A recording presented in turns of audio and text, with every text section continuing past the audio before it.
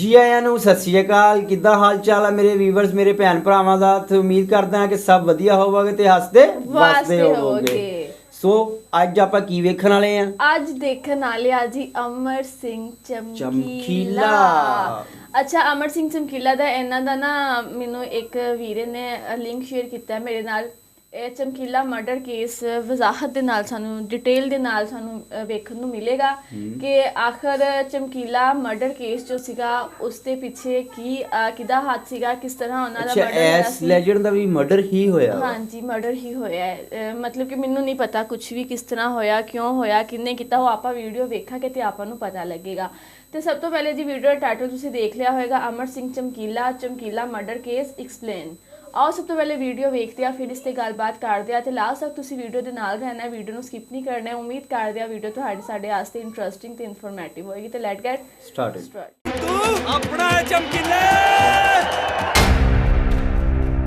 पंजाब के लुधियाना जिले के एक छोटे से गांव दुगरी का एक लड़का जिसका नाम था धनीराम। घर में काफी गरीबी थी तो धनीराम ने छोटी सी उम्र में ही एक कपड़ा फैक्ट्री में काम करना शुरू कर दिया। लेकिन जैसे ही उसे खाली वक्त मिलता तो वो गाना लिखना शुरू कर देता। उसे जरूरत थी तो सिर्फ एक उस्ताद की। वो उस्ताद भी आखिर उसे मिल ही गया। धनीराम के हुनर को देखकर उस्ताद ने उसे अपने साथ रख लिया और उसका लिखा गाना गाकर उस्ताद भी सुपर हिट हो गया। फिर धनीराम ने अपने लिखे गानों को खुद गाने का फैसला लिया और देखते ही देखते वो पंजाब का एक सुपर हिट सिंगर बन गया। ये सिंगर कोई और नहीं, ये था अमर सिंह चमकीला। लगभग 8 साल तक चमकीला ने पंजाबी म्यूजिक इंडस्ट्री पर राज किया और आखिरकार 8 मार्च 1988 को चमकीला अलगाववादियों की गोली का शिकार हो गया। इस वीडियो में मैं सुनाऊंगा आपको किस्सा धनीराम के अमर सिंह चमकीला बनने का। क्या थी चमकीला की पर्सनल लाइफ, कैसे चमकीला पंजाब ही नहीं दुनिया भर में बसते पंजाबियों में मशहूर हो गया। चमकीला की पॉपुलैरिटी इतनी थी कि 365 दिनों में उसके 366 अखाड़े लगा करते थे। चमकीला का जादू ऐसा था कि उसके गाने पर श्रीदेवी भी खुद को स्टेज पर नाचने से नहीं रोक पाई। लेकिन फिर ऐसा क्या हुआ कि अमर सिंह चमकीला, जिसे लोग इतना प्यार करते थे, कुछ लोगों की आंख का कांटा बन गया और उसे अपनी जान से हाथ धोना पड़ा। 1988 में जब चमकीले को गोलियों से भून दिया गया तब उसके साथ 3 और लोगों की जान गई थी, जिनमें से एक थी अमरजोत कौर, जो चमकीले की साथी गायिका होने के साथ साथ उनकी पत्नी भी थी। चमकीले की मौत के बाद पुलिस की कार्रवाई में क्या हुआ, ये भी एक बड़ा सवाल है। और चमकीले की मौत का असल कारण क्या था, इन सभी सवालों का जवाब मैं दूंगा आपको इस वीडियो में। नमस्कार, मैं हूं भूपेंद्र सोनी और आप देख रहे हैं अनकट। और ये है किस्सा चमकीले के पैदा होने से लेकर उसके इस दुनिया से चले जाने तक का। ये किस्सा शुरू होता है 21 जुलाई 1960 से, जब हरि सिंह के घर एक लड़के का जन्म होता है जिसका नाम रखा जाता है धनीराम।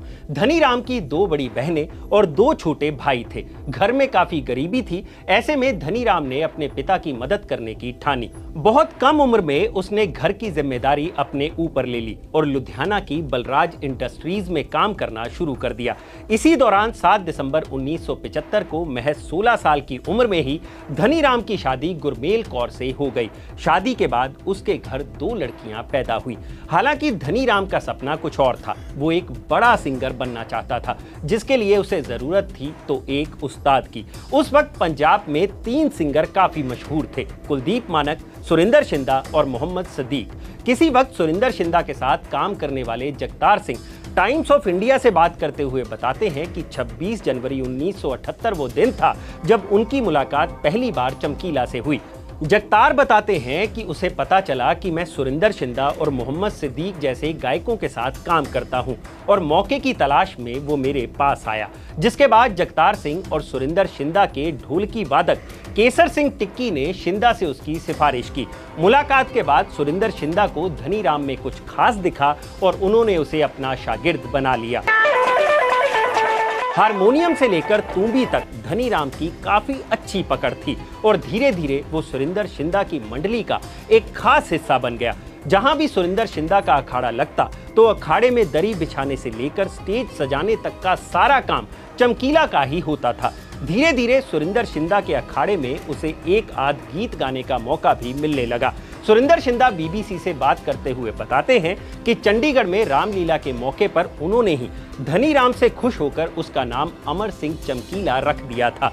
हालांकि धनी राम के बारे में कहा जाता है कि उसका कागजी नाम अमर सिंह ही था और बाद में उसके नाम के साथ चमकीला जोड़ दिया गया। पंजाबी में चमकीला यानी चमकता हुआ सितारा। चमकीला की किस्मत खुली जब सुरिंदर शिंदा ने 1977 के आसपास उसका लिखा पहला गीत गाया, जिसका नाम था मैं डिगी तिलक के। गाना सुपर हिट हो गया, जिसके बाद सुरिंदर शिंदा ने चमकीला के लिखे कई गाने गाए। उधर चमकीला भी एक मौके की तलाश में था, क्योंकि उसका गोल भी आखिर एक बड़ा सिंगर बनना ही था। फिर आया साल 1978-79। सुरिंदर शिंदा अपने शोज के लिए कनाडा गए।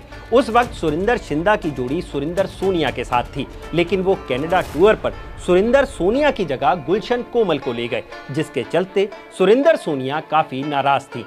एक इंटरव्यू में चमकीला के मैनेजर रहे कुलविंदर कुकी बताते हैं कि चमकीला को इसमें एक मौका दिखाई दिया और उसने सुरिंदर सोनिया, जो उस वक्त एक फेमस सिंगर बन चुकी थी, उन्हें अपने साथ गाने के लिए राजी कर लिया और 1980 में इन दोनों की पहली एल्बम रिलीज हुई, जिसका नाम था टकुए ते टकुआ खड़कू। चमकीले की पहली एल्बम ने ही उन्हें कामयाबी के शिखर पर पहुंचा दिया। हालांकि उस वक्त सिंगर्स की ज्यादा कमाई डेली शो से ही होती थी, जिसे पंजाब में अखाड़ा कहा जाता है। खैर, सुरिंदर सोनिया और चमकीले ने एक साथ अखाड़े लगाने शुरू किए, लेकिन सोनिया उन्हें काफी कम पैसे देती थी, जिसके चलते चमकीला और सुरिंदर सोनिया का विवाद हो गया और आखिरकार ये जोड़ी टूट गई। इसके बाद चमकीला ने मिस उषा किरण और अमर नूरी के साथ भी मंच पर गाने गाए, लेकिन ये जोड़ी भी काफी देर तक नहीं चल सकी। चमकीला को एक ऐसी फीमेल सिंगर की तलाश थी जो उनके गीतों को उन्हीं के अंदाज में गा सके, और ये तलाश खत्म हुई अमरजोत कौर पर। अमरजोत कौर उस वक्त कुलदीप मानक के साथ गाती थी, लेकिन उनकी मानक के साथ जोड़ी टूटने के बाद उन्हें भी एक फेमस मेल सिंगर की तलाश थी, और इस तरह दोनों एक साथ एक मंच पर आ गए, जिसके बाद इन दोनों की जोड़ी ने पीछे मुड़कर नहीं देखा। इस जोड़ी ने 1981 में एक साथ गाना शुरू किया, जिसे पंजाब के लोगों ने काफी पसंद किया। चमकीला नहीं चाहता था कि अमरजोत कौर के साथ उसकी जोड़ी टूटे। ऐसे में उसने शादीशुदा होने के बावजूद अमरजोत कौर से दूसरी शादी कर ली। इन दोनों की जोड़ी ने कई सुपरहिट गाने दिए। हालांकि चमकीले के ज्यादातर गाने अश्लीलता की कैटेगरी में आते थे, जिसके चलते उनका विरोध भी शुरू हो गया। लेकिन पंजाब के आम युवा उनके गानों को काफी पसंद करते थे, जिसकी वजह से पंजाब के बाकी सिंगर्स का काम बिल्कुल ठप हो चुका था। चमकीले का क्रेज ऐसा था कि लोग उसकी अवेलेबिलिटी की तारीख के हिसाब से ही अपने फंक्शन की डेट डिसाइड करने लगे थे। लेकिन पंजाब में वो दौर अलगाववाद का था और अलगाववादियों ने उन्हें धमकी दी कि चमकीला अश्लील गाने गाना बंद कर दे। चमकीला के साथ काम करने वाले कुलविंदर कुकी बताते हैं कि 1986 में चमकीला ने इन अलगाववादियों से माफी भी मांगी थी और अश्लील गाने गाने से तौबा कर ली थी, जिसके बाद चमकीला और अमरजोत कौर ने धार्मिक गाने भी गाए। उनके गाए 21 के करीब धार्मिक गाने काफी फेमस भी हुए, जिनमें बाबा तेरा ननकाना और तलवार में कलगी धर दी हां जैसे धार्मिक गीत शामिल हैं। चमकीला का क्रेज ऐसा था कि उनके गाए गानों की वजह से पंजाबी फिल्में हिट हो जाती थी। 1987 में पंजाबी फिल्म पटोला में चमकीले के गाए गाने पहले ललकारे नाल मैं डर गई काफी मशहूर हुआ और इस गाने की वजह से ये फिल्म सुपर हिट हो गई। उसी वक्त की बात है जब चमकीला एक शो के लिए कनाडा गया था। इस शो में बॉलीवुड के सितारे भी मौजूद थे। उनमें से एक थी बॉलीवुड की सुपरस्टार श्रीदेवी। स्वर्ण सीविया एक इंटरव्यू में बताते हैं कि जब चमकीला स्टेज पर पहुंचा तो 10 मिनट तक लोग खड़े होकर तालियां बजाते रहे, जिसे देखकर श्रीदेवी हैरान रह गई। और जब चमकीले ने स्टेज पर गाना शुरू किया तो श्रीदेवी खुद को रोक नहीं सकी और उन्होंने स्टेज पर आकर नाचना शुरू कर दिया। ऐसा था चमकीले का क्रेज। लेकिन क्या किसी से चमकीले की दुश्मनी थी? इस सवाल पर चमकीले के मैनेजर कुलविंदर कुकी एक इंटरव्यू में बताते हैं कि उस वक्त तक चमकीले को फिरौती के लिए धमकी भरी चिट्ठियां आनी शुरू हो चुकी थी और कईयों को तो पैसे भी दिए गए। उस वक्त तक चमकीले को मिल रही धमकियों की वजह से उनके साथ काम करने वाले कई कलाकार उन्हें छोड़कर जा चुके थे। चमकीला अपने साथी कलाकारों से कहता था कि चिंता मत करो, जिस गोली पर मेरा नाम लिखा होगा वो गोली आखिर मेरे लिए ही आएगी, उनका कोई नुकसान नहीं होगा क्योंकि सिंगर तो मैं ही हूं ना। फिर आया 8 मार्च 1988 का दिन। फिल्लौर के पास महसमपुर गांव में चमकीले का अखाड़ा था। यह चमकीले की जिंदगी का आखिरी दिन होने वाला था। दोपहर 1:30 बजे के करीब चमकीला और अमरजोत कौर स्टेज से कुछ दूरी पर अपनी एम्बेसडर गाड़ी, जिसका नंबर 1786 था, से उतरते हैं। बस तभी 3 लोग AK-47 से उन पर गोलियों की बौछार कर देते हैं। इस गोलीबारी में पहले अमरजोत कौर की मौत होती है, फिर अमर सिंह चमकीला पर कई गोलियां बरसाई जाती हैं, जिसके बाद चमकीला भी दम तोड़ देते हैं। इन दोनों के अलावा उनके साथ ढोलक बजाने वाले बलदेव सिंह और चमकीले के चौथे साथी हरजीत सिंह गिल की भी मौत हो जाती है। हत्या के वक्त का एक वाकया पीटीसी न्यूज़ को दिए इंटरव्यू में चमकीले के स्टेज कोऑर्डिनेटर मनकू सुनाते हैं कि जब गोलियां चली तो वो एक कमरे में जाकर छुप गए। वो बताते हैं कि गोली चलाने वालों ने चमकीला की लाश पर एक चिट्ठी रखी और उसकी लाश के पास भंगड़ा डालने लगे। इस चिट्ठी पर लिखा था कि हमने कहा था कि ऐसा मत कर, लेकिन ये नहीं माना। खैर, हत्या के वक्त चमकीले का एक साथी और था जिसे हाथ में गोली लगी थी और उसी ने फिल्लौर जाकर पुलिस को इत्तला दी और पुलिस मौके पर पहुंच गई, लेकिन तब तक सब उजड़ चुका था। हत्या के वक्त चमकीले और अमरजोत कौर का छोटा बेटा रिपू महज 1 महीने का था, लेकिन मां के गुजर जाने के बाद वो भी ज्यादा दिन तक जिंदा नहीं रह पाया और उसकी भी मौत हो गई। इस जोड़ी का एक बड़ा बेटा भी है जिसका नाम है जैमन और वो आजकल लुधियाना में रहता है। लेकिन सवाल ये उठता है कि क्या कभी चमकीले के कातिल पकड़े गए और आखिर चमकीले को मरवाने के पीछे किसका हाथ था? सच्चाई ये है कि चमकीले की मौत के 36 साल बाद भी आज तक कोई ये नहीं जान पाया कि चमकीले को मारने वाले आखिर थे कौन, और पुलिस ने इसे अलगाववादियों की हरकत बताकर केस की तफ्तीश की, लेकिन कुछ हाथ नहीं लगा। हालांकि चमकीले के कत्ल के पीछे कई थ्योरीज हैं। कुछ लोगों का कहना था कि चमकीले को मरवाने के पीछे अमरजोत कौर के घर वालों का हाथ था और ये ऑनर किलिंग का मामला था, क्योंकि चमकीला दलित थे और अमरजोत कौर जट सिख। लेकिन चमकीले के मैनेजर कुलविंदर कुकी ने एक इंटरव्यू में इस थ्योरी का खंडन किया है। उनका कहना है कि इन दोनों की शादी परिवार की सहमति से हुई थी। दूसरी थ्योरी कहती है कि चमकीला की मौत के पीछे अलगाववादियों का हाथ था, लेकिन चमकीले ने 1986 में ही उनसे माफी मांग ली थी और उसके बाद चमकीले ने कोई अश्लील गाना नहीं गाया था। लेकिन प्राइम एशिया को दिए एक इंटरव्यू में चमकीले के साथ काम करने वाले सिंगर और लिरिसिस्ट स्वर्ण सीविया का कहना है कि HMV रिकॉर्ड की एक गलती की वजह से हो सकता है अलगाववादी चमकीले से नाराज हो गए हों।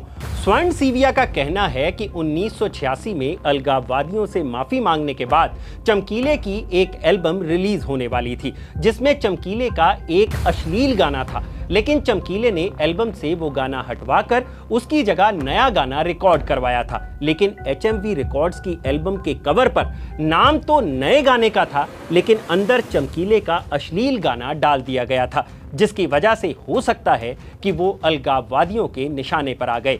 चमकीले की मौत का तीसरा कारण कुछ गायकों को बताया जाता है जिन्होंने अपना कंपटीशन खत्म करने के लिए उन्हें मरवा दिया। और चौथी थ्योरी कहती है कि एक फंक्शन में चमकीले का विवाद किसी से हो गया था, जिसकी वजह से बाद में उन्हें अपनी जान से हाथ धोना पड़ा।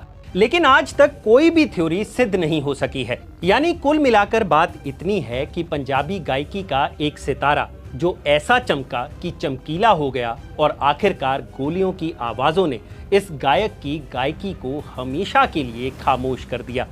चमकीला पर दिलजीत दोसांझ की मूवी नेटफ्लिक्स पर रिलीज हो चुकी है और अगर आपको मूवी से भी ज़्यादा इन्फॉर्मेशन इस वीडियो से मिलती है तो प्लीज़ इसे लाइक और शेयर ज़रूर करिएगा और हाँ, अनकट को सब्सक्राइब करना मत भूलिएगा। शुक्रिया। ਸੀਗੀ ਅੱਜ ਦੀ ਵੀਡੀਓ ਬਹੁਤ ਇਨਫੋਰਮੇਟਿਵ ਸੀ। ਧਨੀ ਰਾਮ ਤੋਂ ਕਿਸ ਤਰ੍ਹਾਂ ਅਮਰ ਸਿੰਘ ਚਮਕੀਲਾ ਬਣਿਆ ਉਹ ਸਾਰੀ ਸਟੋਰੀ ਦਾ ਅੱਜ ਪਤਾ ਲੱਗਿਆ।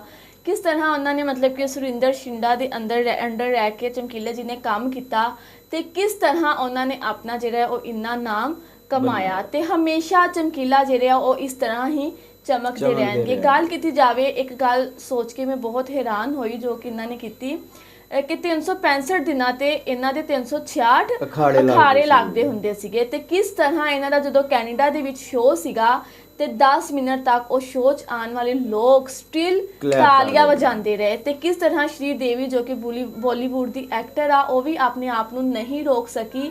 ਚਮਕੀਲਾ ਜੀ ਜਦੋਂ ਸਿੰਗਿੰਗ ਕਰ ਰਹੇ ਸੀਗੇ ਤੇ ਉੱਥੇ ਡਾਂਸ ਕਰਨ ਲੱਗ ਗਈ। ਆ ਵੀ ਬਹੁਤ ਵੱਡੀ ਗੱਲ ਆ ਕਿ ਇੱਕ ਉਸ ਦੌਰ ਦੀ ਇੱਕ ਮਤਲਬ ਟੌਪ 1 ਦੀ ਐਕਟਰ ਜੋ ਕਿ ਆਪਣੇ ਆਪ ਨੂੰ ਨਹੀਂ ਰੋਕ ਸਕੀ ਤੇ ਉਹ ਖੁਦ ਹੈਰਾਨ ਹੋਈ ਕਿ ਉੱਥੇ ਲੋਕ ਜੋ ਸਟਿਲ ਤਾਲੀਆਂ ਵਜਾ ਰਹੇ ਆ ਕਿ ਮਤਲਬ ਕਿ ਸ਼ੌਕ ਦੀ ਵਜ੍ਹਾ ਤੋਂ ਉਹ ਕਿਸ ਤਰ੍ਹਾਂ ਮਤਲਬ ਕਿ ਉੱਥੇ ਆਪਣੇ ਆਪ ਨੂੰ ਕਾਬੂ ਨਹੀਂ ਕਰ ਪਾਈ ਤੇ ਉਹ ਡਾਂਸ ਕਰਨ ਲੱਗ ਗਈ। ਕਿਸ ਤਰ੍ਹਾਂ ਮਤਲਬ ਕਿ ਅਸੀਂ ਆ ਸਟੋਰੀ ਦੇਖੀ ਕਿਸ ਤਰ੍ਹਾਂ ਉਹਨਾਂ ਨੇ ਕਾਫੀ ਫੀਮੇਲਸ ਦੇ ਨਾਲ ਕੰਮ ਕੀਤਾ ਲੇਕਿਨ ਉਹਨਾਂ ਨੂੰ ਉਹ ਸਵਾਦ ਨਜ਼ਰ ਨਹੀਂ ਆਇਆ। ਉਹਨਾਂ ਨੂੰ ਤਲਾਸ਼ ਸੀਗੀ ਇੱਕ ਆਪਣੇ ਵਰਗੀ ਸਿੰਗਰ ਦੀ। ਫਿਰ ਆਖਰਕਾਰ ਉਹਨਾਂ ਨੂੰ ਲੱਭੀ ਅਮਰਜੋਤ ਕੌਰ। ਜਿਸ ਤਰ੍ਹਾਂ ਕਿ ਉਹਨਾਂ ਨੇ ਦੂਸਰਾ ਵਿਆਹ ਵੀ ਉਹਨਾਂ ਨਾਲ ਕਰ ਲਿਆ ਕਿ ਇਹ ਸੋਚ ਕੇ ਕਿ ਸਾਡੀ ਜੋੜੀ ਨਾ ਟੁੱਟੇ। ਉਹ ਪਰਫੈਕਟ ਸੀ ਮਤਲਬ ਕਿ ਦੋਨੋਂ ਬਹੁਤ ਵਧੀਆ ਗਾਉਂਦੇ ਸੀਗੇ ਇੱਕ ਦੂਜੇ ਨੂੰ ਸਮਝ ਕੇ। ਮਤਲਬ ਹਜੇ ਵੀ ਉਹਨਾਂ ਦਾ ਕੋਈ ਵੀ ਗਾਣਾ ਸੁਣੀਏ ਤੇ ਮੈਨੂੰ ਬਹੁਤ ਵਧੀਆ ਲੱਗਦਾ ਹੈ ਕਿ ਕਿਸੇ ਨਾਲ ਕੰਟਰੋਵਰਸੀ ਦੇ ਨਾਲ ਇੱਕ ਦੂਸਰੇ ਨੂੰ ਗੱਲ ਦਾ ਗੱਲ ਜਵਾਬ ਦਿੰਦੇ ਤੇ ਬਹੁਤ ਵਧੀਆ ਗਾਣਾ ਗਾਉਂਦੇ ਨੇ।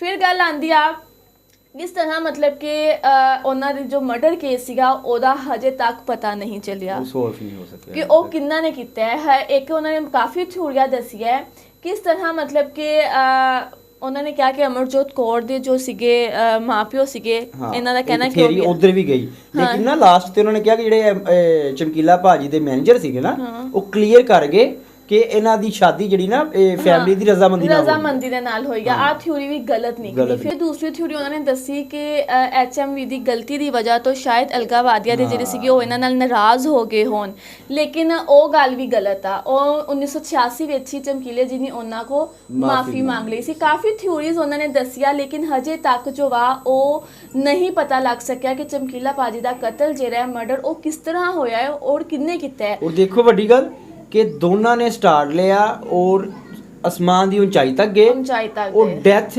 ਦੋਨਾਂ ਦੀ ਇਕੱਠੀ ਹੋਈ। ਕਿਸ ਤਰ੍ਹਾਂ ਮਤਲਬ ਕਿ ਉਹ ਜਾ ਰਹੇ ਸੀਗੇ ਉਹਨਾਂ ਦਾ ਖਾਰਾ ਹੀ ਸੀਗਾ ਸ਼ੋਅ ਸੀਗਾ ਆਪਣੀ ਗੱਡੀ ਤੇ ਜਾ ਰਹੇ ਸੀ ਜਿਹਦਾ ਗੱਡੀ ਦਾ ਨੰਬਰ 1786 ਸੀਗਾ ਤੇ ਜਿਸ ਤਰ੍ਹਾਂ ਹੀ ਉਹ ਗੱਡੀ ਤੋਂ ਉਤਰਦੇ ਆ ਤੇ AK-47 ਉਹਨਾਂ ਨੇ ਮਤਲਬ ਕਿ ਗੋਲੀਆਂ ਦੀ ਉਹਨਾਂ ਦੇ ਉੱਤੇ ਬੁਰਬਾਰ ਕਰ ਦਿੱਤੀ ਜਾਂਦੀ ਆ। ਜਿਸ ਤਰ੍ਹਾਂ ਕਿ ਉਹਨਾਂ ਦੇ 2 ਸਾਥੀ ਵੀ ਨਾਲ ਜਿਹੜੇ ਸੀਗੇ ਉਹਨਾਂ ਦਾ ਵੀ ਕਤਲ ਹੋ ਜਾਂਦੇ। ਅੱਛਾ ਇਹਨਾਂ ਨੂੰ ਧਮਕੀਆਂ ਮਿਲਣ ਲੱਗ ਗਈਆਂ ਸੀਗੀਆਂ ਜਦੋਂ ਸ਼ੋਅ ਕਰਦੇ ਸੀਗੇ ਲੇਕਿਨ ਇਹਨਾਂ ਦੇ ਸਾਥੀ ਜਿਹੜੇ ਸੀਗੇ ਬਹੁਤ ਸੇ ਸਾਥੀਆਂ ਨੇ ਇਹਨਾਂ ਨੂੰ ਛੱਡ ਦਿੱਤਾ ਧਮਕੀਆਂ ਦੀ ਵਜ੍ਹਾ ਤੋਂ। ਲੇਕਿਨ ਅਮਰ ਸਿੰਘ ਚਮਕੀਲੇ ਨੇ ਕਿੰਨੀ ਸੋਹਣੀ ਗੱਲ ਕੀਤੀ ਆਪਣੇ ਸਾਥੀਆਂ ਨੂੰ ਕਿ ਤੁਸੀਂ ਮਤਲਬ ਕਿ ਨਾ ਡਰੋ ਜਿਹੜੀ ਗੋਲੀ ਤੇ ਮੇਰਾ ਨਾਮ ਆ ਨਾ ਉਹ ਗੋਲੀ ਮੈਨੂੰ ਹੀ ਵੱਜਣੀ ਆ ਕਿਉਂਕਿ ਸਿੰਗਰ ਗੁਲੂਕਾਰ ਮੈਂ ਆ ਕਿ ਮਤਲਬ ਕਿ ਉਹਨਾਂ ਨੇ ਕਿਹਾ ਜਿਸ ਗੋਲੀ ਤੇ ਮੇਰਾ ਨਾਮ ਆ ਉਹ ਗੋਲੀ ਮੈਨੂੰ ਹੀ ਵੱਜਣੀ ਆ ਕਿ ਉਹਨਾਂ ਨੇ ਆਪਣੇ ਸਾਥੀਆਂ ਨੂੰ ਵੀ ਹੌਸਲਾ ਦਿੱਤਾ ਹਿੰਮਤ ਦਿੱਤੀ ਲੇਕਿਨ ਫਿਰ ਵੀ ਉਹਦੇ ਬਾਵਜੂਦ ਜਿਹੜੇ ਸੀਗੇ ਉਹ ਕੁਝ ਸਾਥੀ ਜਿਹੜੇ ਸੀ ਉਹ ਚਮਕੀਲਾ ਜੀ ਨੂੰ ਛੱਡ ਗਏ। ਬਾਕੀ ਬਹੁਤ ਅੱਛੀ ਤੇ ਬਹੁਤ ਵਧੀਆ ਵੀਡੀਓ ਬਣਾਈ ਹੋਈ ਸੀਗੀ ਬਹੁਤ ਵਧੀਆ ਲੱਗੀ ਗਾਈਜ਼। ਅਗਰ ਤੁਸੀਂ ਚਮਕੀਲੇ ਜੀ ਮਰਡਰ ਕੇਸ ਦੇ ਅਬਾਊਟ ਕੁਝ ਜਾਣਦੇ ਹੋ ਅਗਰ ਤੁਹਾਡੇ ਕੋਲ ਕੋਈ ਵੀਡੀਓ ਦਾ ਲਿੰਕ ਆ ਤੇ ਉਹ ਸਾਨੂੰ ਲਾਜ਼ਮੀ ਸ਼ੇਅਰ ਕਰਨਾ। ਸਾਨੂੰ ਨੌਲੇਜ ਇੰਨੀ ਜ਼ਿਆਦਾ ਤੇ ਨਹੀਂ ਲੇਕਿਨ ਕੁਝ ਜਾਨਣਾ ਚਾਹਾਂਗੇ ਜਾਨਣਾ ਚਾਹਾਂਗੇ ਹੋ ਗਈ ਆ ਲੇਕਿਨ ਆ ਕੇ ਕਿਸ ਤਰ੍ਹਾਂ ਮਤਲਬ ਕਿ ਦੇਖੋ ਚਮਕੀਲੇ ਜੀ ਨੇ ਮਿਹਨਤ ਕੀਤੀ ਕਿਸ ਤਰ੍ਹਾਂ ਮਤਲਬ ਕਿ ਸੁਰਿੰਦਰ ਸ਼ਿੰਦਾ ਦੇ ਅੰਡਰ ਰਹਿ ਕੇ ਕੰਮ ਕੀਤਾ ਕਿਸ ਤਰ੍ਹਾਂ ਉਹ ਬੁਲੰਦੀਆਂ ਤੱਕ ਪਹੁੰਚੇ ਕਿਸ ਤਰ੍ਹਾਂ 365 ਦਿਨ ਤੇ 366 ਖਾਰੇ ਚਮਕੀਲਾ ਜੀ ਦੇ ਲੱਗਦੇ ਹੁੰਦੇ ਸੀਗੇ। ਇਹ ਬਹੁਤ ਵੱਡੀ ਗੱਲ ਆ ਤੇ ਅੱਜ ਵੀ ਤੁਸੀਂ ਦੇਖੋ ਕਿ ਅਮਰ ਸਿੰਘ ਚਮਕੀਲਾ ਹਮੇਸ਼ਾ ਵਾਸਤੇ ਅਮਰ ਆ ਚਮਕਦੇ ਰਹਿਣਗੇ। ਅੱਜ ਵੀ ਲੋਕਾਂ ਨੂੰ ਚਮਕੀਲਾ ਜੀ ਦੇ ਗਾਣੇ ਬਹੁਤ ਪਸੰਦ ਆ ਤੇ ਹਾਲਾਂਕਿ ਇੰਨੇ ਜ਼ਿਆਦਾ ਓਲਡ ਗਾਣੇ ਅੱਜ ਕੱਲ੍ਹ ਦੀ ਜਨਰੇਸ਼ਨ ਅੱਜ ਤੱਕ ਚੱਲਦੇ ਨੇ ਵੱਜਦੇ ਅੱਜ ਕੱਲ੍ਹ ਦੇ ਜਿਹੜੇ ਦੇਖ ਲਓ ਉਹ ਅੱਜ ਵੀ ਚੱਲਦੇ ਪਏ ਆ। ਬਾਕੀ ਵੀਡੀਓ ਬਹੁਤ ਇਨਫੋਰਮੇਟਿਵ ਲੱਗੀ ਗਾਇਸ ਤੁਹਾਨੂੰ ਕੈਸੀ ਲੱਗੀ ਤੁਸੀਂ ਵੀ ਕਮੈਂਟ ਕਰਕੇ ਲਾਜ਼ਮੀ ਦੱਸਣਾ। ਹੁਣ ਜਿਸ ਤਰ੍ਹਾਂ ਕਿ ਅਮਰ ਸਿੰਘ ਚਮਕੀਲਾ ਜਿਹੜੀ ਆ ਉਹ ਨੈਟਫਲਿਕਸ ਤੇ ਫਿਲਮ ਵੀ ਰਿਲੀਜ਼ ਹੋ ਗਿਆ ਅਸੀਂ ਲਾਜ਼ਮੀ ਦੇਖਾਂਗੇ ਜੇ ਦੇਖੀ ਨਹੀਂ ਆ ਕਿਉਂਕਿ ਘਰ ਕੁਝ ਗੈਸਟ ਆਏ ਹੋਏ ਸੀਗੇ ਤੇ ਬਸ ਉਹ ਮਸਰੂਫੀਅਤ ਸੀਗੀ ਇਸ ਵਜ੍ਹਾ ਤੋਂ ਦੇਖੀ ਨਹੀਂ ਕਿਉਂਕਿ ਕੁਝ ਮੌਸਮ ਚੇਂਜ ਆ ਬਾਰਿਸ਼ਾਂ ਹੋ ਰਹੀ ਹੈ ਲਾਈਟ ਹੁੰਦੀ ਨਹੀਂ ਆ ਤੇ ਐਸੇ ਵਜ੍ਹਾ ਤੋਂ ਲੇਕਿਨ ਉਮੀਦ ਕਰਦੇ ਆ ਕਿ ਜਦੋਂ ਅਸੀਂ ਅਮਰ ਸਿੰਘ ਚਮਕੀਲਾ ਮੂਵੀ ਦੇਖਾਂਗੇ ਤਾਂ ਸਾਨੂੰ ਕਾਫੀ ਨੌਲੇਜ ਮਿਲੇਗੀ। ਬਾਕੀ ਗਾਇਜ਼ ਗੱਲ ਕਰਦੇ ਆ ਨੈਕਸਟ ਵੀਡੀਓ 'ਚ ਆਪਣਾ ਬਹੁਤ ਸਾਰਾ ਖਿਆਲ ਰੱਖਣਾ ਸਾਨੂੰ ਦੁਆ 'ਚ ਯਾਦ ਰੱਖਣਾ। ਜਾਣ ਤੋਂ ਪਹਿਲੇ ਜੋ ਦੋਸਤ ਵੀਰ ਚੈਨਲ ਤੇ ਨਵੇਂ ਆ ਉਹ ਜਲਦੀ ਨਾਲ ਚੈਨਲ ਨੂੰ ਸਬਸਕ੍ਰਾਈਬ ਕਰ ਦੇਣ ਬੈਲ ਆਈਕਨ ਦੇ ਬਟਨ ਨੂੰ ਪ੍ਰੈਸ ਕਰ ਦੇਣ ਤਾਂ ਕਿ ਸਾਡੀ ਆਉਣ ਵਾਲੀ ਹਰ ਨਿਊ ਵੀਡੀਓ ਦਾ ਨੋਟੀਫਿਕੇਸ਼ਨ ਸਭ ਤੋਂ ਪਹਿਲੇ ਸਾਡੇ ਵਿਊਅਰਸ ਨੂੰ ਪਹੁੰਚੇ।